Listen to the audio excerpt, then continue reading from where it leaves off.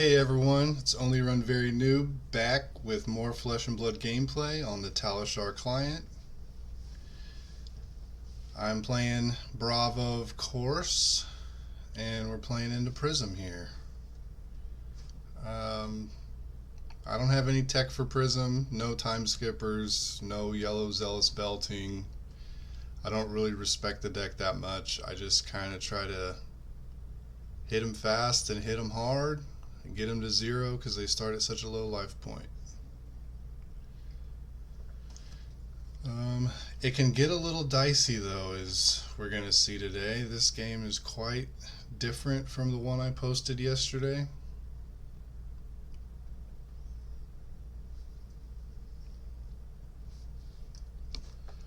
So waiting for him to sideboard. Maybe I could skip forward a little here. Alright. So as we can see, he's on the Reality Refractor and Wave of Reality. It's already way different than yesterday's Herald Luminaris. So I'm definitely expecting like auras. I like to only clear really problematic auras, namely Genesis, Merciful Retribution, Passing Mirage on occasion. But other than that, the plan's normally just try to kill him.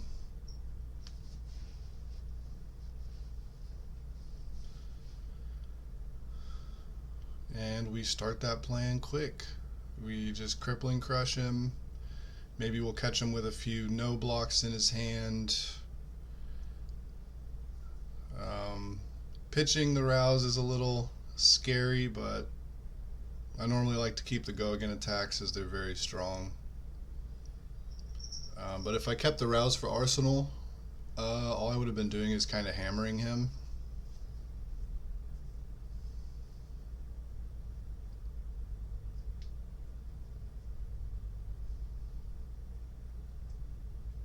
Always be mindful of pitch stack. Put the crippling crush next to the rouse, and then the rouse next to what you're going to pitch next turn, as the imposing visage doesn't turn on rouse. So alright, we get 2 defense reactions out of him, which is pretty good.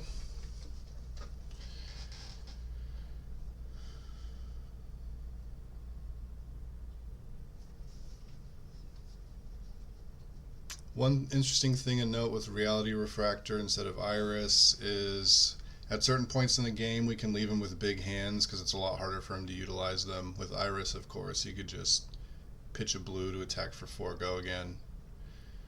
With the Refractor, it doesn't have go again, so his big hands are a lot harder to utilize. None of these blues are great in Arsenal, so we just protect life total and then plan to pummel him. If you watch the other Prism matchup I posted, you'll notice I'm continuing to play around Arclight Sentinel. I'm not making like Surge here, even though obviously I have enough resources to do so.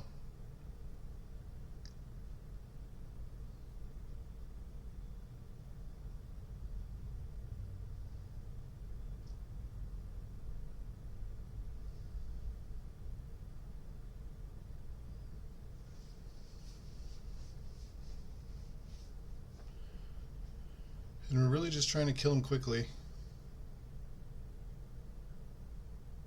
The longer the game goes, the more value he gets out of his weapon and auras, the worse it is for us. Here it seems like he's expecting pummel, he overblocks, so I think saving it is fine.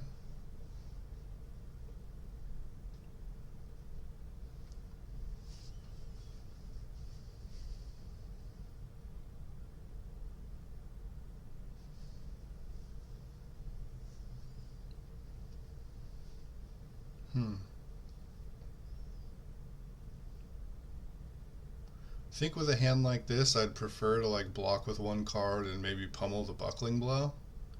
Try to get the footsteps out of the way. But he just plays an aura and passes.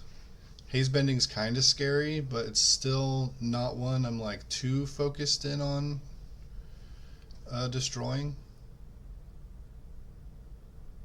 Which throughout this game you might see might be a mistake. But with a hand like this, I'm just trying to pummel him in the face with a bigger attack. And hopefully, like, not need to attack a lot of auras this game. But he is keeping his life total kind of high. So that's something we want to be mindful of here.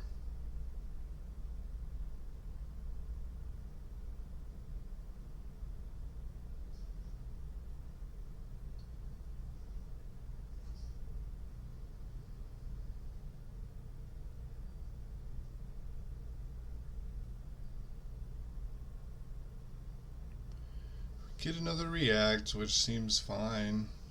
I'm okay dealing 7 and killing that Spectral Shield here, getting a card out of his hand. He didn't want to block a lot though, so I'm wondering what's worth keeping. Genesis is worth keeping. And I never considered this before. This interaction's nice. You can pitch 2 blues to play an instant aura and still have the 2 floating to attack for 5. I wasn't really expecting that. But we can just block 3, 5 go again, and then attack the Genesis. Sometimes I don't even attack Genesis. Like if he was already at like 12 or lower, I'd probably just let him have Genesis. But at 25 life, I can't let him have Genesis.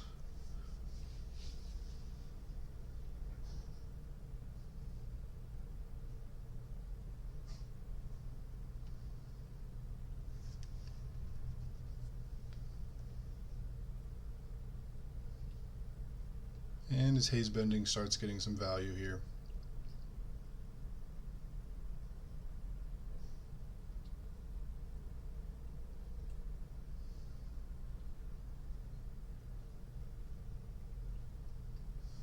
Parable is annoying, but it doesn't lower the damage of our hammer. And I'm not sure if I really want to be attacking it. It turns off a lot of our poppers, but it doesn't seem he's that Herald heavy, although we have seen a red Herald of Protection. So I normally just kind of leave it. I'm not sure if that's correct.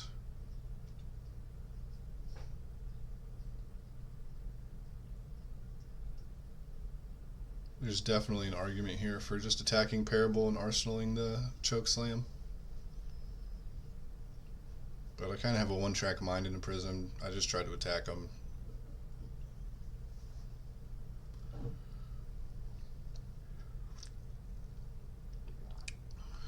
Which is probably incorrect. I just haven't developed really a sophisticated strategy into these aura type prisms, and just attacking them has been pretty good for me. I've won a lot of games just kind of doing that.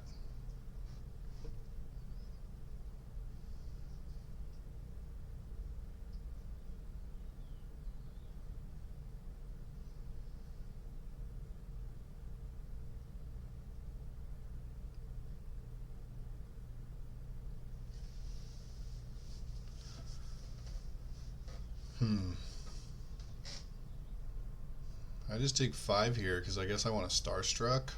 That seems a little aggressive to me, which is, like I've been saying, that's my plan. I'm hoping one of these times I catch him with some no blocks in his hand, so I get like a crush effect that otherwise wouldn't go through. But taking 5 to throw 9 here might not have been great. I might have wanted to maybe block 3, then hammer him by pitching the Starstruck first and then a blue, so it's on for 6 without giving him an opportunity to respond. So our life totals are getting kind of close, and that's not where you want to be at all.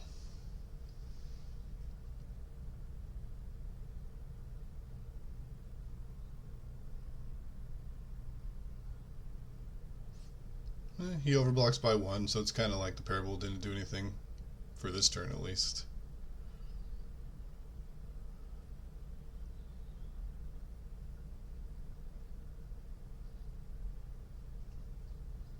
Terror Sunder being a great card, but of course we don't really want to cast it until he's used all of his Arclight Sentinels, because if he just Arclight Sentinels to respond to your Terror Sunder, that's clearly very bad for us.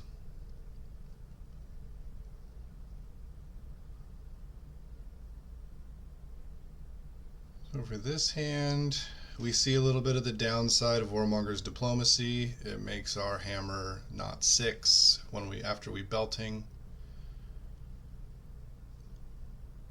But luckily we can just belting him for 4 because of the parable. And then we don't mind hammering 4 because I think we want to get rid of Passing Mirage at these life totals. We don't want any heralds coming in. We don't want him to get any soul.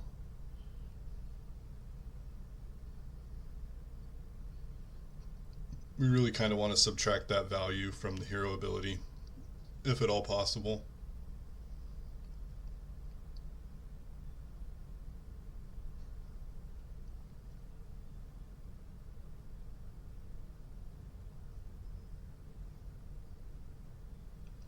Red Herald of Triumph, so we know he has at least 6 of them because the blues are generally always in the aura builds, and the additional reds, so that means we kind of got to look out for Parable plus Herald.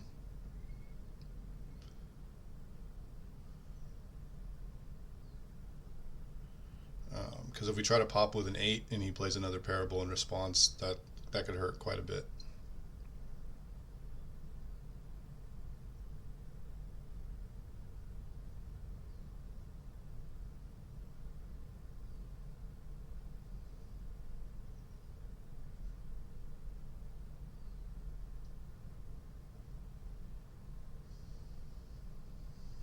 Merciful Retribution. This is one of the auras I definitely like to clear. This lets heralds go to soul even when they're popped, and it does arcane damage. So in a long game, you don't want to let them just keep getting a bunch of arcane damage on you. I've learned that the hard way.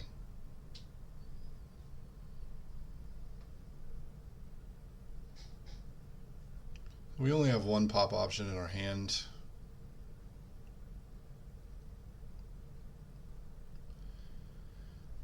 Maybe we don't want to pop it. Maybe we want to use non-poppers because of the Merciful and use some armor. But 9 is a lot.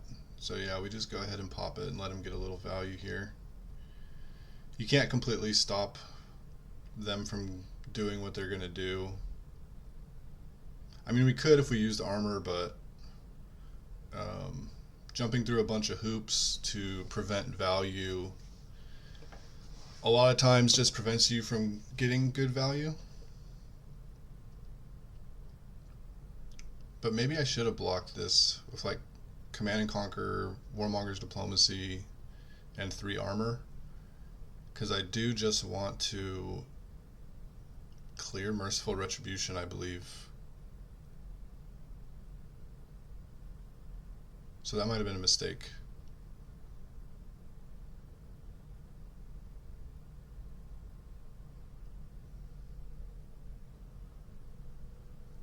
Yeah, and here we just end up IPing ourselves. Yeah, I wonder what I was thinking.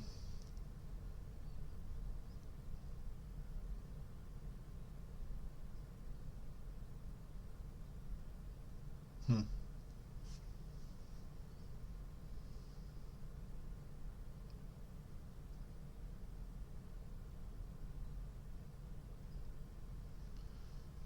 This game is not going great so far.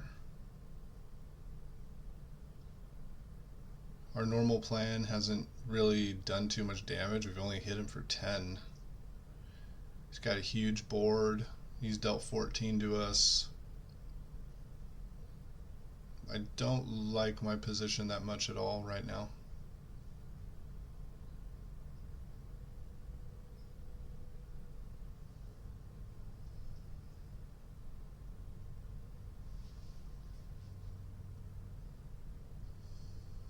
So we played 2 auras that we generally want to clear this turn. With no time skippers, it's a problem. And he's been getting a lot of value off these haze bendings as well. Luckily for us, he can only attack with one aura a turn. Otherwise, we'd be pretty dead.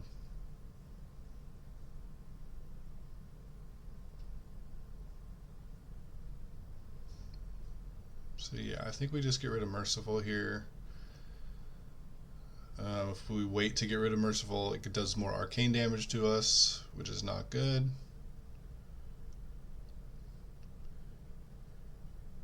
We overpitch the Pauper so that we can have that later on. Because I do believe this game's going to go long at this point. We can't just be trading damage.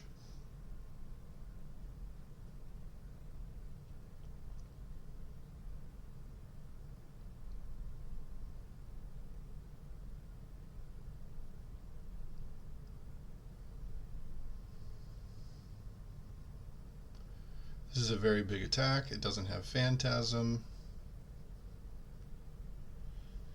Pitching the Genesis to play it, which is a little scary. Maybe he has 2 blues in Arclight Sentinel and Arsenal, which would be quite disastrous for us.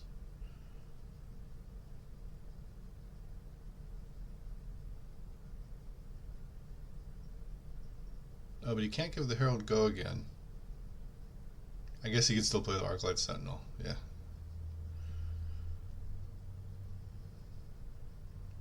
So yeah, just block 9 and plan to hammer down the passing Mirage, I believe. Of course, blocking with the 6s, because if we leave Parable of Humility up, they're not even going to be poppers the rest of this game.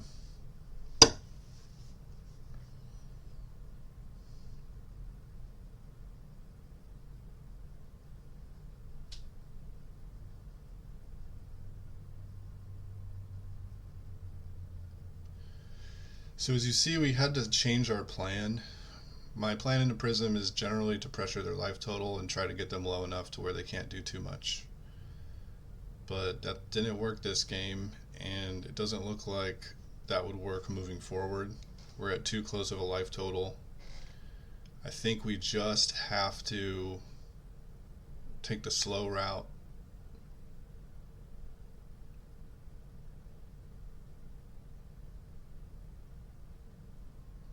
I really want to play this Rouse the Ancients.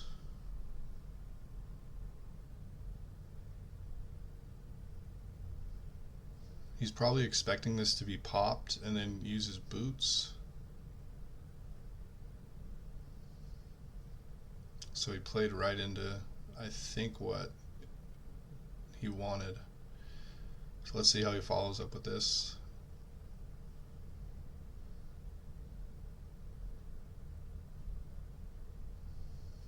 They only have 35 cards left in deck to our 41. This might become a fatigue match because we just don't have a ton of room to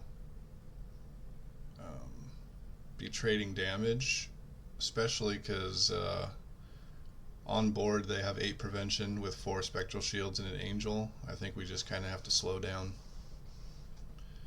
Really illustrates the importance of being able to switch gears and understand different game plans and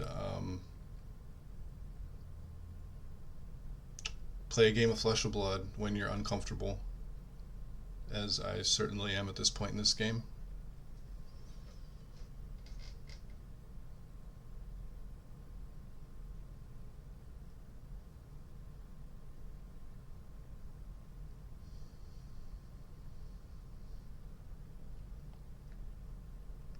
Being at lower life than Prism, not good.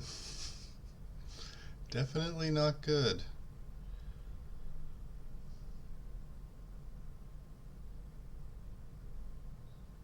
We do get to Arsenal to Rouse, which is nice. That'll let us hopefully clean up some of these spectral shields. We would really like to clean those up before he draws his 3rd Merciless Retribution.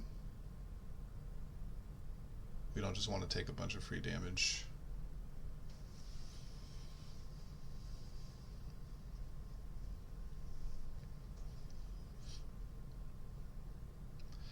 The old 4 red hand, can't do much with this one. We could crown away the rouse, but I'm kind of hesitant to do that because, like I said, the go again attacks are generally some of our best cards in the matchup. Hopefully I can just pop a Herald and like CNC with the other 2 reds. I take 5 here. That's probably a mistake. I think I'm supposed to block 3 and then, like I said, just pitch 2 of the reds to command and conquer him. I'm not really sure why I did what I did. 5 damage is a lot to take here.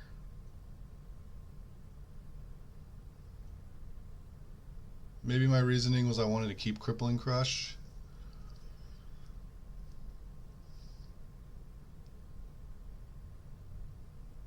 Yeah, I think that was just an error.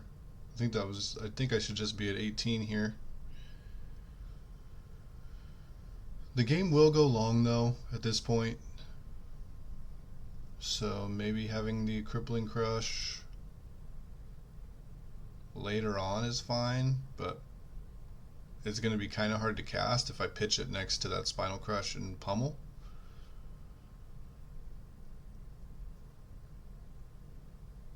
So yeah, I think I'm supposed to just block 3. Not entirely sure if I'm supposed to block with Spinal Crush or Crippling Crush, because Spinal Crush is easier to pummel, but Crippling Crush is better on its own.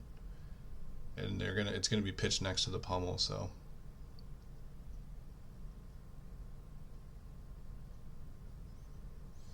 The 4 red hand, immediately into another 4 red hand.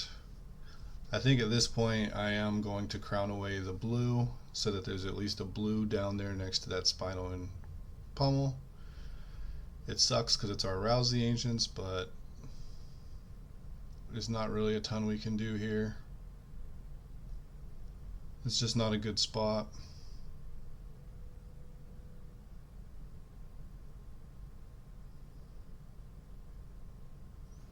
Get the blue. I don't know why I didn't block 3. What am I hoping to do here? Oh, I can Zealous Belting into Hammer and then Arsenal like Crippling Crush. But we're getting quite low on life. And he still has a 3rd Merciful Retribution. So that Merciful Retribution is going to do a lot of damage if he can get it into play before these Spectral Shields pop.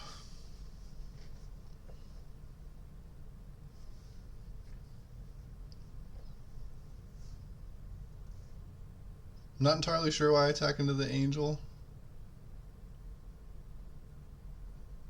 He can't give it go again with Luminaris, so I think I'm supposed to attack face and try to pressure those Spectral Shields, because they gotta go. I think at this point all 3 of those auras just have to stay.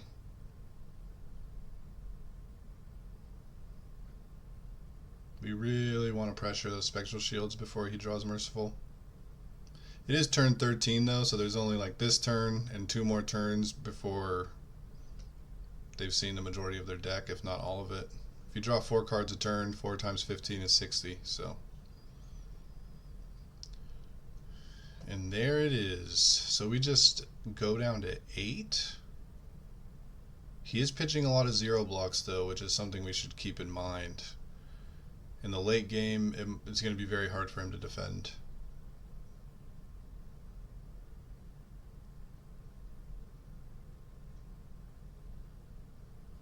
So yep, he's letting these all pop, put us to 8. Definitely an uncomfortable spot.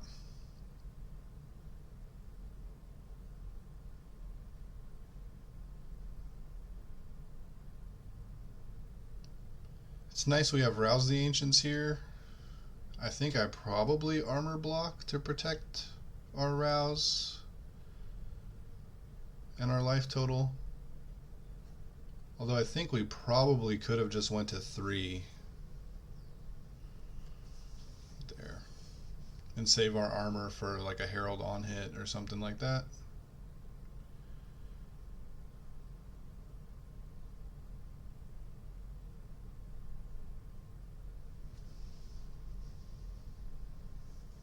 I do think I have to clear the Merciful Retribution. I don't want to be taking any extra arcane damage. I just really can't stop it in any way.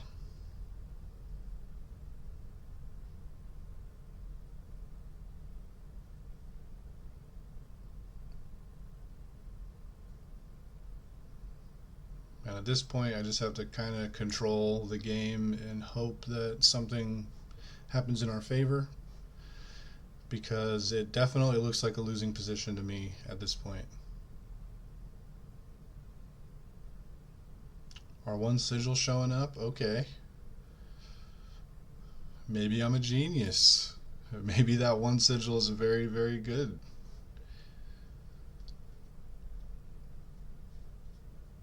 I don't think it is, but you know, it's doing something here at least.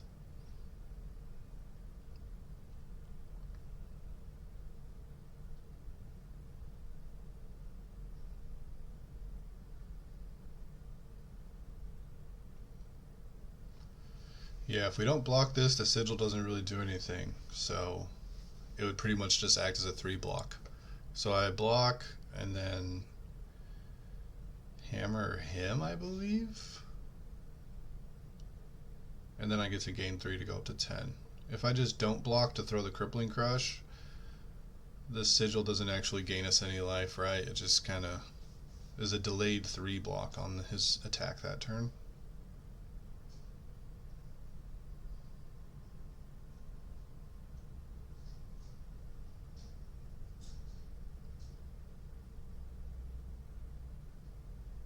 My camera is covering my deck size, but I have 36 cards in deck to his 28, so we're definitely out fatiguing him. We might run into some issues when he starts throwing heralds into an attack for 5.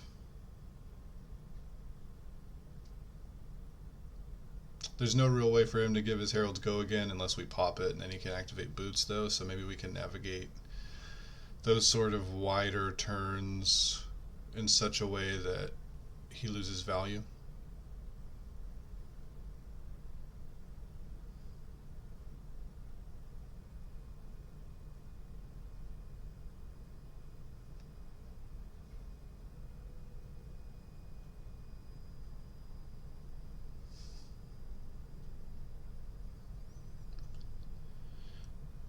I think maybe there's some lag or something.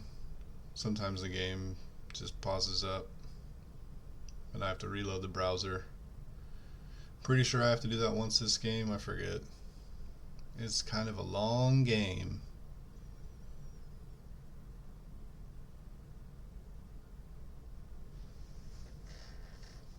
Yeah, there we go. We got a crippling waiting in the wings, which is nice. Dude, I'm definitely looking at this hand and hoping I can do something like pummel the Crippling Crush. Hoping he can only attack me for 5. But no, he's attacking for 7.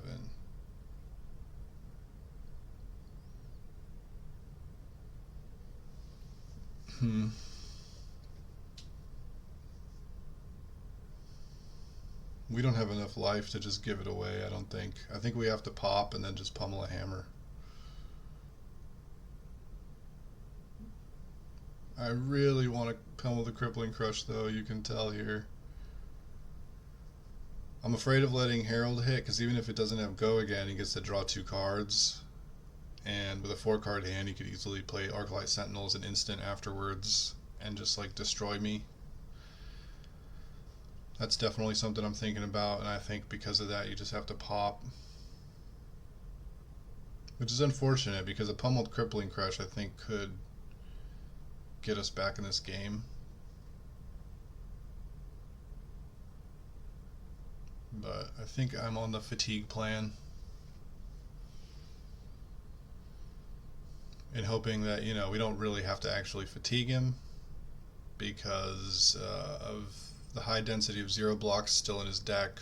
Once we get down to the bottom of the deck, hopefully just hammering him over and over, he won't be able to stop 6 damage a turn. or even 4.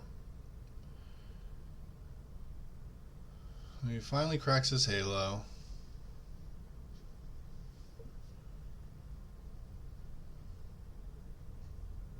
He goes to go get a Figment of Triumph. That's the one that gives my Macho Grande -1.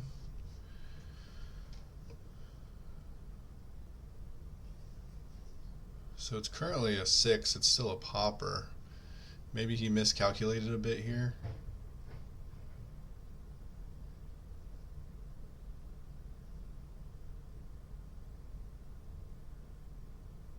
Oh yeah, he's asking to chat.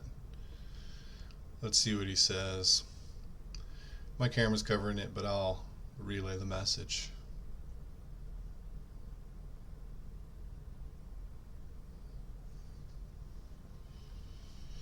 Probably just going to say something like, oops, 8 minus 2 still equals 6.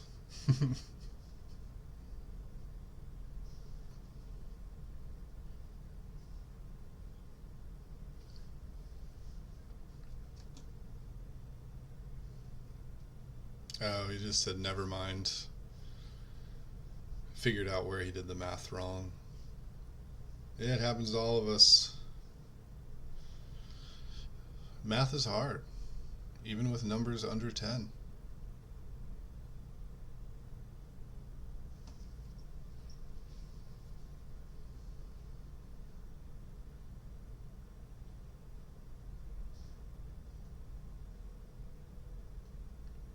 So on our turn, we're definitely just going to hammer and pummel.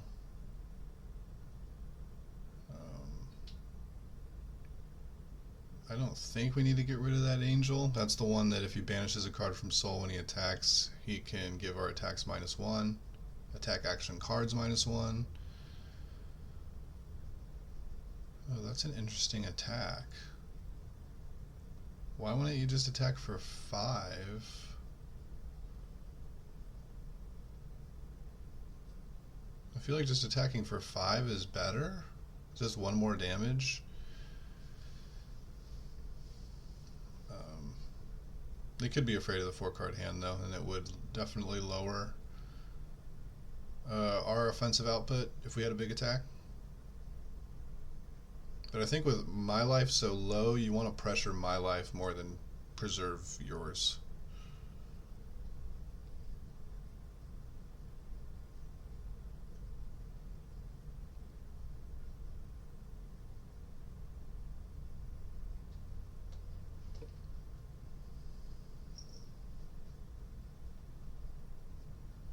He's got to be expecting pummel here.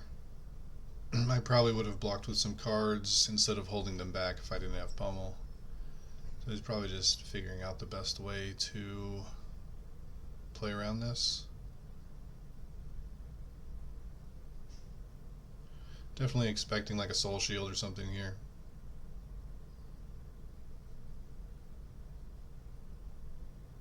Forget if he played them all already.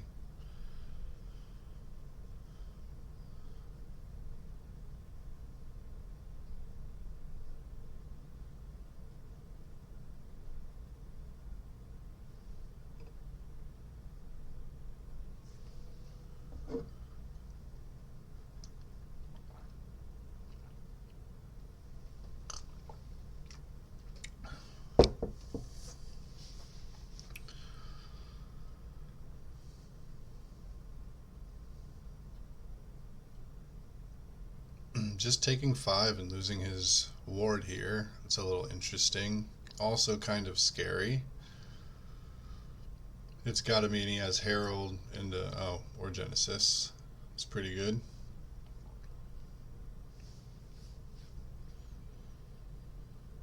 Oasis Respite.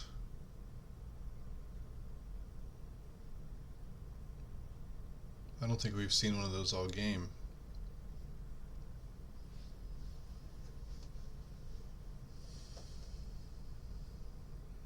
Oh, here's another hand we'd really like to keep. It allows us to pressure his life total a little with the Rouse and then still clear the Genesis.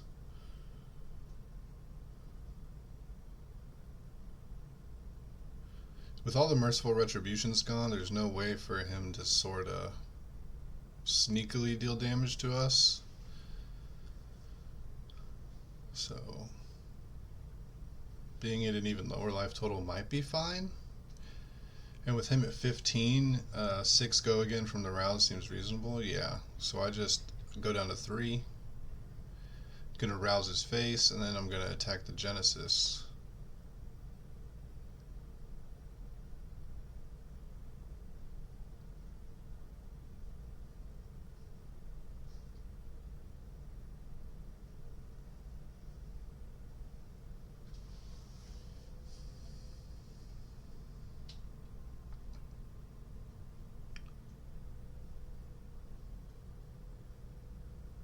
They haven't been able to play an Arclight Sentinel all game because I'm not giving them an easy window to do it. They would have to play it after a go again attack. It's basically like the only reasonable opportunity they have. Brother in Arms.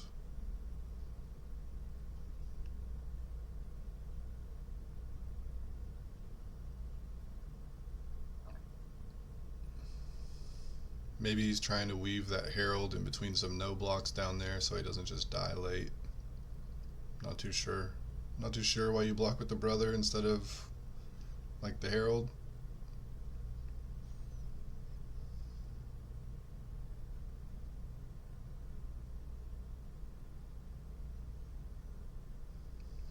You can see I'm thinking about attacking him, but I think you have to attack the Genesis. He's kind of low enough to where Hammer for 6 is a real threat, but we're so low that I don't think we can't keep huge hands to pressure his life total. We just have to get our value and hope to like sort of fatigue him.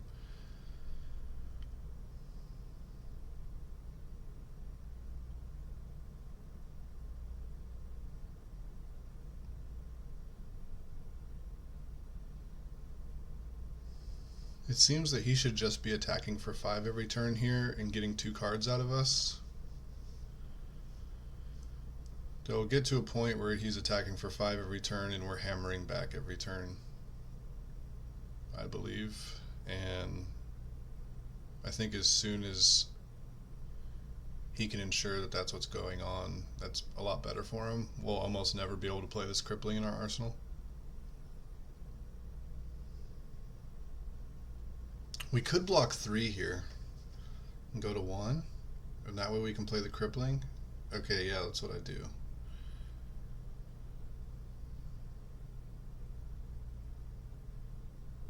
And really hope to get him with a bunch of no blocks in his hand.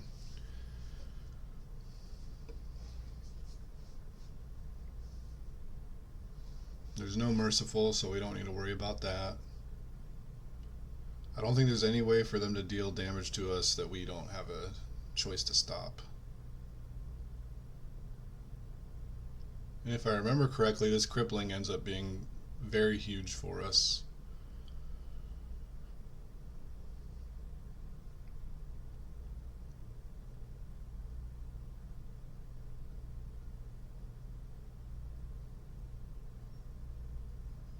And that 1 life we have, if you remember a few turns back, he attacked with an angel for 4 instead of for 5. That ended up being an incredibly big deal for us because we get to throw a crippling here instead of literally being a hammer for the rest of the game only.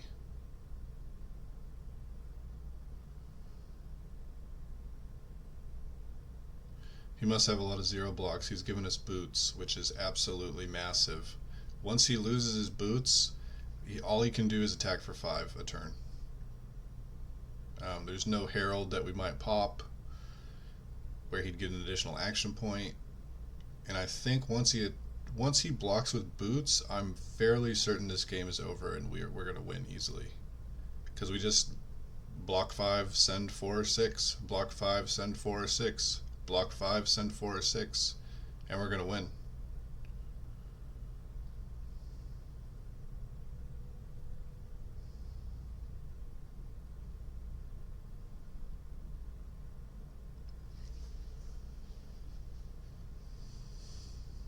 We do have to be a little careful. We did see him pitch the Dominate Herald, Herald of Erudition, and he has Parable of Humility in play. So we got to make sure we have some poppers that are higher than 6.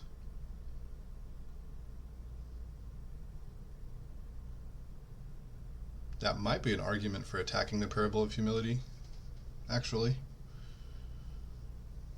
because it just turns on so many more poppers in our deck.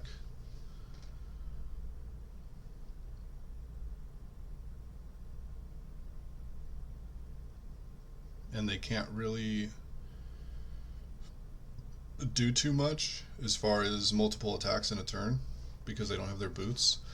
So I think not destroying the Parable here might have been a mistake. Because I think the only way he wins this game is by cheesing a Dominate Herald when we just don't have an attack.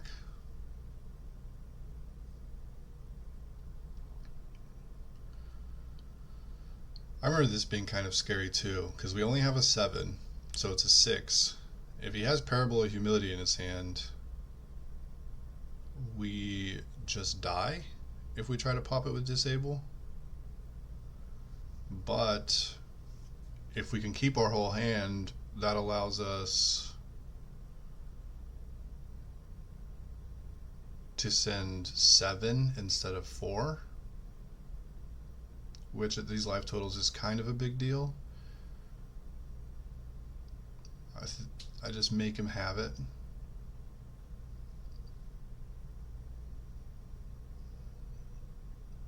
And luckily for us, he doesn't.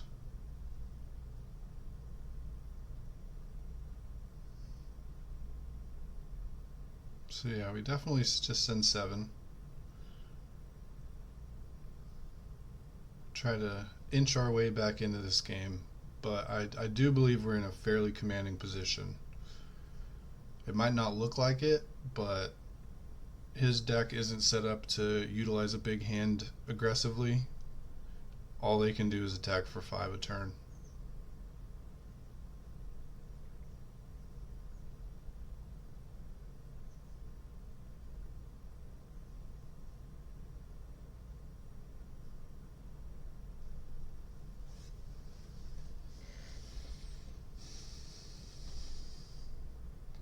We're happy to draw the 8 here.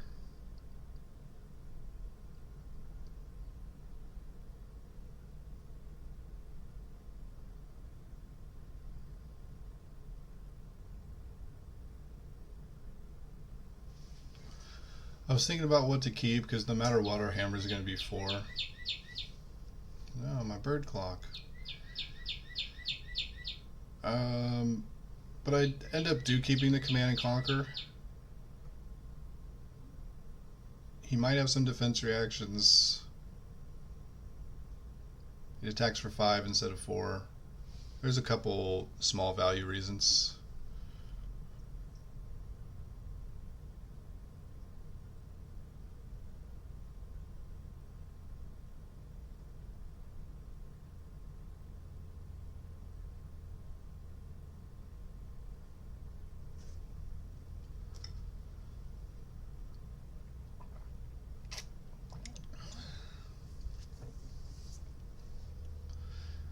With only 16 cards in his deck, half of those have got to be no blocks, right? Am I just overestimating the amount of no blocks? We've seen him pitch Genesis. He has 3 Arclight Sentinels. I believe I even seen an Ode to Wrath. But either way, our game plan is just block 5, send 6 here. Every time we get a 3 cost that's not a blue, we get to send 6. Otherwise, we only get to send 4.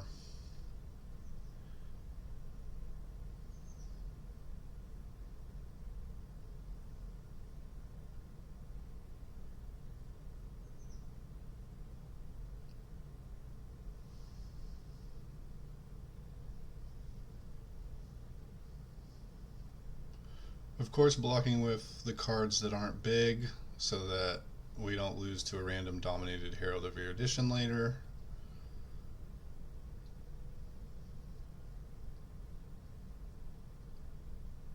Blocks with its final passing Mirage. Although I don't think he'll have room to play it because he doesn't want to give us like a 5-card hand. There's that Oasis Respite. Not sure if it's the same one, but yeah, pitches a 0 block.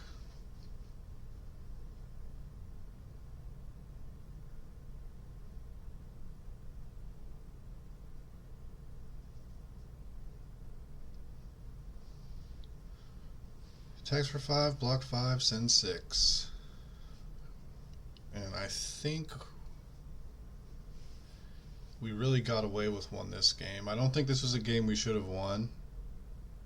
I may just not understand the Prism, like the Aura Prism matchup that well. Maybe just blocking and sending Hammer to fatigue them right off the bat is like the way to go. I just don't have enough experience into it, and I haven't lost to it enough to try to reevaluate. But this game definitely got very dodgy. I think it was really, really close. We probably lose the game if that one turn he attacks with an Angel for 4, he attacked with an Aura for 5 instead. We probably lose if they're on Iris instead of Reality Refractor, and they just like hold their blues and save their blues for late.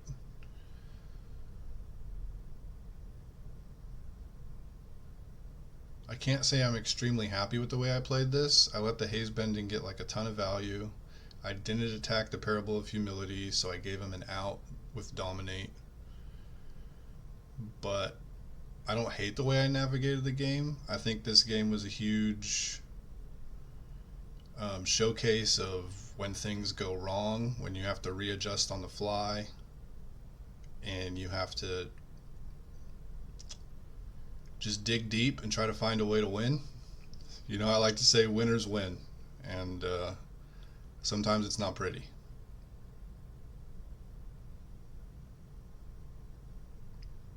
So I'm pretty sure this is all the rest of the game.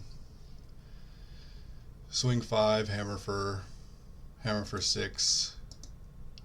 I don't need to subject you to this, but yeah. I think it was a very interesting game, one worth showing you guys for sure. If you stuck around this long, thanks, I appreciate it. This was a long slog, and a lot of it wasn't that interesting. If you noticed any play mistakes I made, please comment down below, and hopefully we can all get better at Bravo together. Alright, thanks.